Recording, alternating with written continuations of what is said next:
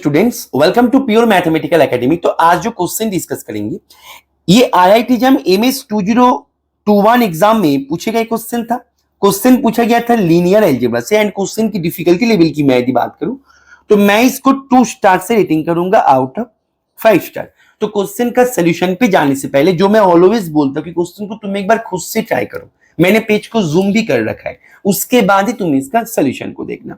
देखो तुम्हारे पास यहाँ पे क्वेश्चन में क्या क्या इंफॉर्मेशन दे के रखे है। तुम्हारे पास यहाँ पे एक मैट्रिक्स दिया गया है ए के नाम से, जो कि 3x3 का एक रियल मैट्रिक्स है, सच दैट ये जो मैट्रिक्स है ये आइडेंटिटी मैट्रिक्स नहीं है, ठीक है।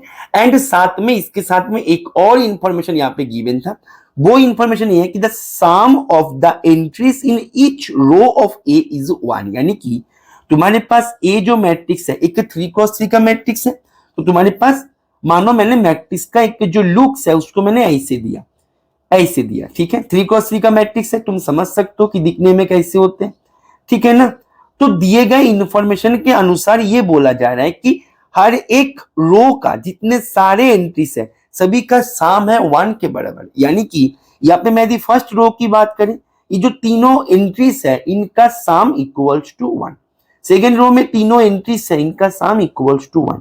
थर्ड रो में तीनों एंट्रीज है इनका सम इक्वल्स टू 1। दिए गए इंफॉर्मेशन तुम्हारे पास यही तक ही था। अभी तुम्हें यहाँ पे चारों ऑप्शन पे चारों स्टेटमेंट है, उनमें से कौन सा ट्रू होगा वो तुम्हें यहाँ पे अभी चेक करना है। यहाँ पे सबसे इंपॉर्टेंट कीवर्ड जो है वो ये था कि some of the entries in each row of A is 1। क्योंकि देखो यहाँ से तुम्हारे पास एक बहुत बड़े एक इंफॉर्मेशन आ गया, वो है कि इसके बारे में तुम एटलीस्ट एक आइगन वैल्यू के बारे में तुम कमेंट कर सकते हो। कैसे कमेंट कर सकते हो, उसके लिए एक थ्योरी का तुम्हें रिकॉल करना पड़ेगा। मैंने थ्योरी को लिख रखे, तुम चाहो तो एक स्क्रीनशॉट ले सकते हो, मैं टाइम को सेव करने के लिए इसको लिख रखे। थ्योरी ये बोलते हैं तुम्हें कि the sum of the entries of each row और कॉलम, यानी कि ये जो है ये कॉलम में भी काम कर जाएगा, लेकिन हमारे क्वेश्चन में रो में था तो मैं रो को लेकर डिस्कस करते हैं। बोला जा रहा है कि if the sum of the entries of each row is k then k must be an eigen value. तो के को एक आइगन वैल्यू होना ही होगा। तो इसको हम यदि हमारे दिए गए क्वेश्चन में अप्लाई करें तो मैं इसको अभी इरेज कर देते हैं, ठीक है। तो मैं यदि अपने दिए गए क्वेश्चन में अप्लाई करें तो दिए गए इंफॉर्मेशन के अनुसार बाय गिवन इंफॉर्मेशन हमारे पास एक जानकारी तो प्राप्त हो गया कि 1 must be an eigen value of A, ठीक है। Very good. अभी देखो मैं अभी ऑप्शन ए की तरफ नजर डालते हैं। ऑप्शन ए क्या बोल रहे हैं कि तुम्हारे पास एक मैट्रिक्स दिया गया है a माइनस I3, यानी कि ये आइडेंटिटी मैट्रिक्स, ठीक है। बोला जा रहा है कि ये मैट्रिक्स इज इनवर्टिबल, यस और नो, ठीक है। यस और नो। देखो एक बात बताओ कि कोई भी मैट्रिक्स इनवर्टिबल होने के लिए उसका डिटर्मिनेंट को होना चाहिए नॉट इक्वल्स टू 0। अभी देखो इसका मैं यदि डिटर्मिनेंट निकालने की प्रयास करें तो मैं इसको ऐसे भी निकाल सकते हैं कि नेक्स्ट लाइन पे इसको इनवर्टिबल दिखाने के लिए हमारे एम क्या होगा, एम होगा कि determinant of a minus I3 is not equals to 0 in order to show that matrix is invertible. यदि ये इक्वल्स टू 0 हो गया तो ये not invertible. Is it okay? Very good. तो अभी हमारे टारगेट ये है कि इसको हम चेक कैसे करें, राइट। अच्छा, तो यहां पे देखो डिटर्मिनेंट होता है प्रोडक्ट ऑफ आइगन वैल्यूज, ठीक है। तो मैं यदि यहां पे इसका डिटर्मिनेंट निकालना हमारा टास्क था ना, तो मैं यदि eigen values of a minus I3 इसका आइगन वैल्यूज निकालने के मैं यदि प्रयास कर तो हम थोड़ा सा इसके पास जा सकते हैं। Is it okay? अभी ध्यान दो, मेरे पास a का आइगन वैल्यू मैक्सिमम 3 हो सकते हैं क्योंकि 3x3 का मैट्रिक्स था। तो a का आइगन वैल्यूज में से एक आइगन वैल्यू मेरे को मिल गया 1, दूसरा आइगन वैल्यू मुझे नहीं पता तो मैंने नाम दे दिया अल्फा 1। 3 नंबर वाला आइगन वैल्यू मुझे वो भी नहीं पता, नाम दे दिया अल्फा 2, ठीक है। तो a के पास आइगन वैल्यू है 1 अल्फा 1 अल्फा 2 एंड I3 इसके पास आइगन वैल्यू क्या क्या है 1 1 1। तो a माइनस आई थ्री, इनके पास आइगन वैल्यू क्या क्या होगा, 1 minus 1, alpha 1 minus 1, alpha 2 minus 1। अभी देखो 1 माइनस 1 ये तुम्हें 0 दे दिया, इसके बारे में हमारे पास नो इंफॉर्मेशन, इसके बारे में हमारे पास नो इंफॉर्मेशन। अभी देखो तो यहाँ पे product of eigen values 0 into alpha 1 minus 1 into alpha 2 minus 1। अभी जब भी यहाँ पे ये दोनों कुछ भी हो जाए कोई इंटरेस्ट नहीं है मेरे को इसके ऊपर, ठीक है, लेकिन 0 से जब मैं मल्टीप्लाई करेंगे आखिर में मेरे को तो 0 ही मिलेगा, तो डिटर्मिनेंट हो गया 0। दैट मीन्स ये जो है ये इन्वर्टेबल नहीं बने, तो ऑप्शन ए यहाँ पे गलत है। तो यहाँ पे मैं एक तुम्हें वार्निंग मैसेज दे दूं बेटा, यहाँ पे ना ये जो हमने काम किया ना कि तुम्हारे पास मानो एक मैट्रिक्स है P, एक मैट्रिक्स है Q, तुम्हारे पास P का ध्यान से समझो यहाँ पे, ये बहुत ही इंपॉर्टेंट है, एक वार्निंग मैसेज जैसे तुम यहाँ पे लिख लो, ठीक है। देखो तो यहाँ पे जो मैं बोल रहा था कि यहाँ पे जो हमने काम किया कि P का आइगन वैल्यू मेरे पास पता है कि lambda 1, lambda 2, lambda 3, and Q का आइगन वैल्यू पता है कि Q1, Q2, Q3, और मैंने P माइनस Q का आइगन वैल्यू निकालते टाइम पे मैंने यहाँ पे क्या किया, मैंने यहाँ पे लैम्डा 1 माइनस Q1 किया, लैम्डा 2 माइनस Q2 किया, एंड लैम्डा 3 माइनस Q3 किया, ठीक है ना। तो ये जो है ये ऑलवेज होल्ड नहीं करते, तो मैंने यहाँ पे इसको ही यूज किया। देखो एक्चुअल में ये होल्ड तब करते हैं जब तुम्हारे पास, मतलब ये तुम गारंटी के साथ कह सकते हो कि ये होल्ड होगा जब तुम्हारे पास P एंड Q में से एटलीस्ट एक मेरा स्केलर बन जाए, तब तुम गारंटी के साथ तुम कह सकते हो। हमारे हम यहाँ पे गारंटी के साथ क्यों कह रहे थे, हम इसको बोलने का परमिशन हमारे पास मिल रहा था बिकॉज I3 हमारे पास स्केलर ऑलरेडी था, इसीलिए हम इसको कर पाए। अदरवाइज यहाँ पे कोई भी आर्बिट्ररी दोनों मैट्रिक्स को लेके मैं ये जो हरकत है ये हम नहीं कर सकते थे, यहाँ पे रेस्ट्रिक्शंस है, लेकिन यहाँ पे हमारे पास स्केलर था इसलिए हम इसको इजीली कर पाए। Are you getting my point? चलो वेरी गुड, ओके फाइन। तो हम बढ़ते हैं नेक्स्ट जो ऑप्शन है उसमें हम बढ़ते हैं, तो मैं पेज को थोड़ी देर के लिए इरेज कर देते हैं, ठीक है, वेरी गुड। तो यहाँ पे ये अभी तक के लिए गलत है, ओके। अभी देखो मैं अभी ऑप्शन डी जो है, ऑप्शन डी के बारे में थोड़ा बहुत डिस्कस कर लेते हैं। ऑप्शन डी बोल रहे हैं कि A can not be an orthogonal matrix, यानी कि ए कभी भी ऑर्थोगोनल मैट्रिक्स नहीं बन सकते। अच्छा एक बात बताओ, मैंने यदि orthogonal means A transpose equals to I, ठीक है। अभी एक बात बताओ, मैंने यदि ए को ले लिया 0 0 1 0 1 0 1 0 0, अभी तुम इसको करके देखो कि ए ट्रांसपोज जो है वो भी तुम्हारे पास 0 0 1 0 1 0 1 0 0 आएगा। अभी तुम इसको ए ट्रांसपोज करके देखो, ये तुम्हारे पास 1 0 0 0 1 0 0 0 1, तो ये हमारे पास तो I3 मिल गया, यानी कि ये हमारे पास ऑर्थोगोनल मिल गया। लेकिन बोल रहे कि ए कभी भी ऑर्थोगोनल नहीं बन सकते, लेकिन हमारे पास तो खूब मिल रहा है। दैट मीन्स ये जो है ये भी एक गलत स्टेटमेंट है। तो मैं पेज को एक बार फिर से इरेज करेंगे, ठीक है। तो अभी तक हमारे पास क्या का इंफॉर्मेशन मिल गया बेटा, ये गलत है, ये गलत है, साथ में एक और इंफॉर्मेशन मिला कि 1 is an eigen value of A, ठीक है। अच्छा वेरी गुड, एक बात बताओ, 1 यदि A का आइगन वैल्यू हो जाए, तुम आइगन वैल्यूज का डेफिनेशन बताओ, आइगन वैल्यू किसको बोला जाता है? तुम बोलो सर ये तो बहुत ही आसान है। सर लैम्डा एक स्केलर है, मान लीजिए मैं इफ से ले रहा है, और सर इसको हम आइगन वैल्यू बोलेंगे किसी एक मैट्रिक्स का यदि वहां पे एक V मिल जाए जो कि नॉन जीरो, सच दैट ए भी इक्वल्स टू लैम्डा V हो जाए, यानी कि मेरे पास A minus lambda I V equals to 0 हो जाए, वेयर V मेरा नॉट इक्वल्स टू 0। तो ये होता है आइगन वैल्यूज का डेफिनेशन, ठीक है। हम अभी क्या करेंगे, डेफिनेशन को यूज करेंगे, right.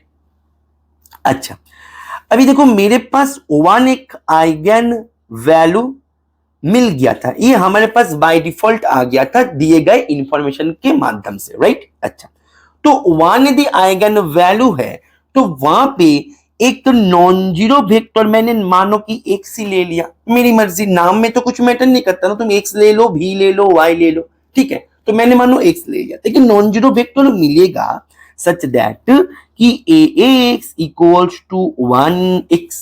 Is it okay? Very good. That means तुम्हारे पास क्या मिलेगा, a minus 1 into I three, यहाँ पे लैम्डा इंटू आई, तो यहाँ पे हम 3 क्रॉस 3 में है इसलिए 1 इंटू आई थ्री, यानी कि ये आई थ्री, ठीक है।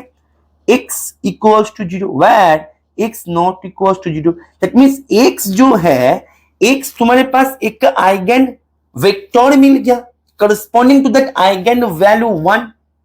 Is it okay? Is it okay? Very good.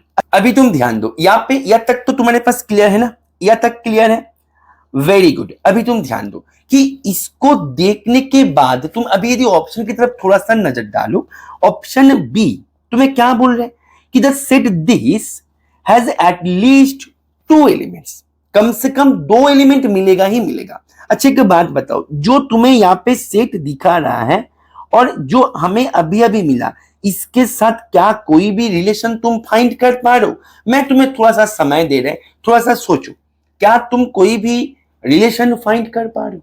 तुम्हारे पास ऑप्शन बी में दिए गए एक सेट था, सेट दिखने में ऐसे था कि x belongs to R3 such that a minus I3 x is equals to 0, ऐसे था कुछ, राइट। तो यहाँ पे ये जो सेट है ये अल्टीमेटली है क्या? ये तो है eigenspace corresponding to that eigenvalue 1। ये एक आइगन स्पेस है, 1 के कॉरस्पॉन्डिंग आइगन स्पेस है ये।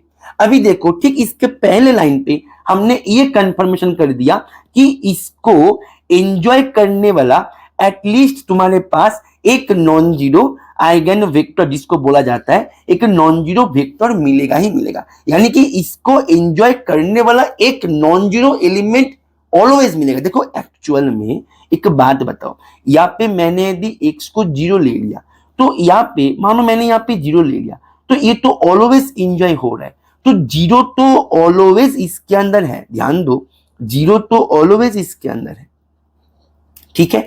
टारगेट है नॉन जीरो को लेके, तो नॉन जीरो इसके अंदर है, इसका कंफर्मेशन दिया हमारे पास। ये जो लाइन है, ये लाइन एक्चुअल में ये जो नॉन जीरो वेक्टर इसके अंदर है, ये अल्टीमेटली एक आइगन वेक्टर है corresponding to that eigenvalue 1। That means इसके पास, हमारे पास अभी तक यहाँ पे एक non zero vector x non zero एक मिल ही गया जो कि इसके अंदर है, तो इसके अंदर कम से कम एटलीस्ट 2 एलिमेंट तो है ही। तो ऑप्शन बी बिल्कुल सही है। ऑप्शन बी क्या बोल रहा है? ऑप्शन बी बोल रहा है it has at least 2 element, कम से कम 2 एलिमेंट इसके पास मिलेगा ही मिलेगा। और ये तो हमारे पास खूब मिल रहा है, क्योंकि एक जीरो तो ऑलवेज मिलेगा, एक नॉन जीरो जो है वो भी हमारे पास आइगन वेक्टर्स की मदद से मिल गया। अभी मैं तुम्हें काउंटर क्वेश्चन दे रहा है, ऑप्शन बी में मान लो कि यहाँ पे एट लीस्ट 2 एलिमेंट की जगह पे मानो वहां पे ये दे दिया कि it has infinitely many elements. In case में क्या होता? इन केस में क्या होता, ये तुम्हारे लिए होमवर्क रहेगा, ठीक है, वेरी इंटरेस्टिंग, ठीक है। इसको एक बार करना और कमेंट पे जरूर इसको बताना कि सर होमवर्क ऐसे लिखना, होमवर्क आंसर, ठीक है। इसको लिख के तुम यहाँ पे कमेंट करना, जो सही कमेंट करेगा उनको मैं एक लाभ रिएक्ट दे देंगे। और यहाँ पे ना ये जो होमवर्क आंसर ना, इसको एक बार मेंशन कर देना, क्योंकि मैं ना मतलब जब कमेंट रीड करेंगे मुझे पता नहीं लगे कि कौन सा होमवर्क का आंसर है, तो होमवर्क आंसर इसको थोड़ा सा मेंशन, इसको थोड़ा सा मेंशन कर देना। तो तुम्हारा क्वेश्चन ये है कि क्या होते यदि मैं ऑप्शन बी में एटलीस्ट 2 की जगह पे इनफाइनाइटली मेनी दे देते, ट्रू होते या फॉल्स होते, ठीक है। ये तुम्हारा होमवर्क रहेगा। अभी फिलहाल के लिए हमारे पास ऑप्शन बी दिए गए क्वेश्चन के अकॉर्डिंग ट्रू हो गया, ठीक है। तो ऑप्शन बी यहाँ पे ट्रू है। तो अभी हम क्या करेंगे, पेज को एक बार फिर से इरेज करेंगे, ठीक है। चलो देखो, अभी तक हमारे पास ये गलत, ये सही, ये गलत, अभी बचा रहा ऑप्शन सी। ऑप्शन सी क्या बता रहे हैं? ऑप्शन सी बोल रहे हैं कि the characteristic polynomial of that matrix has factor lambda minus 4 as a factor. ठीक है, इसके पास एक फैक्टर है लैम्डा माइनस 4, यानी कि यहाँ पे जो है, यहाँ पे एक मैट्रिक्स बी बना रहा है जो कि बन रहा है कुछ इस प्रकार से, x cube plus 2 square plus a, ऐसे बन रहा है मेरा मैट्रिक्स बी। ठीक है, तो बोला जा रहा है कि बी का जो कैरेक्टरिस्टिक पॉलिनोमियल यहाँ पे निकल के आएगा, कैरेक्टरिस्टिक पॉलिनोमियल ऑफ बी। अच्छा, यहाँ पे पॉलिनोमियल में हम एक से वेरिएबल मानते हैं, तो यहाँ पे क्वेश्चन में लैम्डा से वेरिएबल माना है, कोई दिक्कत नहीं, नाम में कुछ मैटर नहीं करता। ठीक है, तो यहाँ पे बोला जा रहा है कि इसके पास मैक्सिमम कितने सारे फैक्टर्स मिल सकते हैं? 3 फैक्टर्स मिल सकते हैं मैक्सिमम, क्योंकि 3 क्रॉस 3 का मैट्रिक्स है। तो इसके पास जो भी फैक्टर्स आएगा, लैम्डा माइनस यहाँ पे मानो कि P1, lambda minus P2, lambda minus P3, तो इनमें से एक फैक्टर होगा लैम्डा माइनस 4। ठीक है, क्या ये सही है? Let's see. देखो यहाँ पे मेरे पास ये जो बी है, बी मैट्रिक्स बन रहा है किसकी सहायता से? ए की सहायता से। अच्छा, तो ए की सहायता, बी मैट्रिक्स ए की सहायता से बन रहा है, तो बी मैट्रिक्स बन रहा है कुछ इस प्रकार से, वेयर मेरा एफ एक्स जो है, एफ एक्स मेरा x cube plus 2x square plus x. मैंने यदि एफ एक्स को ये पकड़ लिया, तुम एक बार ध्यान दो कि एफ ऑफ ए मेरा क्या होगा, ए क्यूब प्लस 2 स्क्वायर प्लस ए, और यही तो मेरे पास बी है। इज इट ओके और नॉट? ठीक है, वेरी गुड। अभी तुम ध्यान दो, मेरे को यहाँ पे कैरेक्टरिस्टिक पॉलिनोमियल निकालना है, राइट? अच्छा, तो यहाँ पे अल्टीमेटली मैं यदि बी का आइगन वैल्यूज को लेके चर्चा करी तो मेरा काम बन जाएगा। मेरे पास यदि एक फैक्टर यदि ऐसे मिल जाए, देखो मेरे को हर एक फैक्टर नहीं निकालना है, क्वेश्चन को तुम्हें ठीक से रीड करना है। यहाँ पे एटलीस्ट एक फैक्टर ये मिलना चाहिए। ठीक है, मेरे को हर एक फैक्टर निकालने की कोई भी यहाँ पे टास्क नहीं दिया गया था, राइट? Very good. अभी तुम ध्यान दो, मेरे पास बी का आइगन वैल्यूज क्या क्या हो सकते हैं। मान लो ए के पास आइगन वैल्यूज है, ए के पास मैक्सिमम 3 आइगन वैल्यू मिल सकते हैं, मैक्सिमम। तो मानो ए के पास आइगन वैल्यू है, एक तो आइगन वैल्यू 1 मेरे पास मिल ही गया था, ठीक है ना, दिए गए गिवन कंडीशन के अनुसार, और दोनों आइगन वैल्यू मैंने ले लिया कि μ1 μ2, ये तीनों है आइगन वैल्यूज ऑफ बी। ठीक है, sorry, eigenvalues of A, right? अच्छा, तो आइगन वैल्यूज ऑफ बी क्या होगा? तो आइगन वैल्यूज ऑफ बी क्या होगा? ये भी एक थ्योरी है, जैसे हमने ऑप्शन ए को करने के लिए एक थ्योरी का हमने यूज किया था, ठीक है ना, तो वहां पे भी ये भी एक थ्योरी है। थ्योरी क्या है? थ्योरी ये है कि आइगन वैल्यूज ऑफ बी क्या होगा, f of 1, f of μ1 and f of μ2। ठीक है, ये तीनों होगा आइगन वैल्यूज ऑफ बी। ठीक है, अच्छा, अभी देखो मैं इसके बारे में नो इंटरेस्ट, इसके बारे में नो इंटरेस्ट, ठीक है, कोई भी इंटरेस्ट नहीं है इसके बारे में, बिकॉज हमारे पास इसके बारे में इंफॉर्मेशन ही नहीं है, μ1 के बारे में इंफॉर्मेशन नहीं है, μ2 के बारे में भी इंफॉर्मेशन नहीं है। मेरा इंटरेस्ट है एफ ऑफ 1 को लेकर, तो एफ ऑफ 1 बी का एक आइगन वैल्यू है, तो बी का यदि आइगन वैल्यू है तो बी का जो कैरेक्टरिस्टिक पॉलिनोमियल है, यहाँ पे कैरेक्टरिस्टिक पॉलिनोमियल का नाम क्या दिया था? अच्छा, पी लैम्डा दिया था, वेरी गुड। तो यहाँ पे बी का जो कैरेक्टरिस्टिक पॉलिनोमियल है पी लैम्डा, तो इसके पास लैम्डा माइनस एफ ऑफ 1 ये एक फैक्टर बनेगा ही बनेगा। बाकी जो है लैम्डा माइनस एफ ऑफ μ1 एक फैक्टर है, लैम्डा माइनस एफ ऑफ μ2 भी एक फैक्टर है, लेकिन जैसे मैंने पहले भी बताया कि इसके ऊपर मेरा कोई इंटरेस्ट नहीं है, क्योंकि इसके पास मेरे पास तो इंफॉर्मेशन नहीं है। मैं इसके ऊपर इंटरेस्ट दिखा के अपना टाइम को बर्बाद क्यों करें?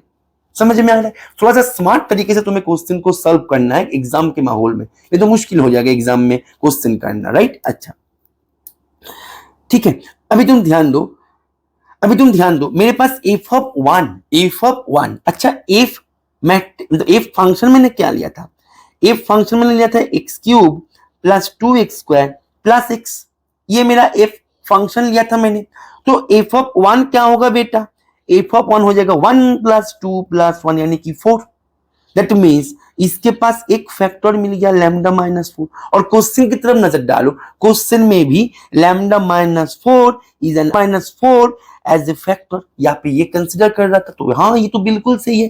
दैट मीन्स ऑप्शन सी भी इसका सही जवाब है। तो मैं यदि पूरे पेज को इरेज कर दे, बहुत ही सुंदर क्वेश्चन था एंड बहुत ही इजी क्वेश्चन था। तो यहाँ पे ये गलत है, बी सही है, सी सही है, डी गलत है। तो मैं आशा करेंगे ये सोल्यूशन तुम्हें समझ में आ गया होगा और तुम जो भी एग्जाम्स के लिए तैयारी करो, तुम्हें यदि ऐसी लगे कि तुम्हारे प्रिपरेशन में एक गाइडेंस की जरूरत है, तुम यदि चीजें को ऐसे ही कॉन्सेप्ट्स को सीख के क्वेश्चंस का सामना इंडिपेंडेंटली करना चाहते हो, तुम यदि तुम्हारे प्रिपरेशन को एक सिस्टमेटिक ट्रैक में, एक प्रॉपर गाइडेंस के अंडर रह के तुम कन्वर्ट करना चाहते हो सिस्टमेटिक ट्रैक में, तो तुम हमारे रेगुलर क्लासरूम में ज्वाइन कर सकते हो।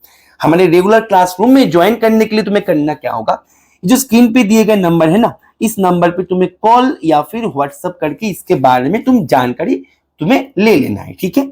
और तुम्हें यदि तुम्हारे प्रिपरेशन पे एक हाई क्वालिटी टेस्ट सीरीज के माध्यम से आगे लेके जाना चाहते हो, एक ऐसे टेस्ट सीरीज जो कि कोई भी प्रीवियस ईयर क्वेश्चन को कंटेन नहीं करता है, जो भी क्वेश्चन कंटेन करता है एकदम high quality and completely new question contain करता है, तो तुम हमारे टेस्ट सीरीज बैचेस में भी ज्वाइन कर सकते हो। तो टेस्ट सीरीज बैचेस में भी ज्वाइन करने के लिए तुम्हें इसी नंबर पे कॉल या फिर व्हाट्सएप करके उसके बारे में तुम्हें जानकारी ले लेना है। और हमारे टेस्ट सीरीज बैचेस में भी ज्वाइन करके तुम तुम्हारे प्रिपरेशन को काफी सारे बूस्ट दे सकते हो, क्योंकि वहां पे तुम्हें जो भी क्वेश्चंस दिखने को मिलेगा सभी होगा एकदम high quality and completely new questions. तो मैं आशा करेंगे ये सोल्यूशन को तुमने एंजॉय किया।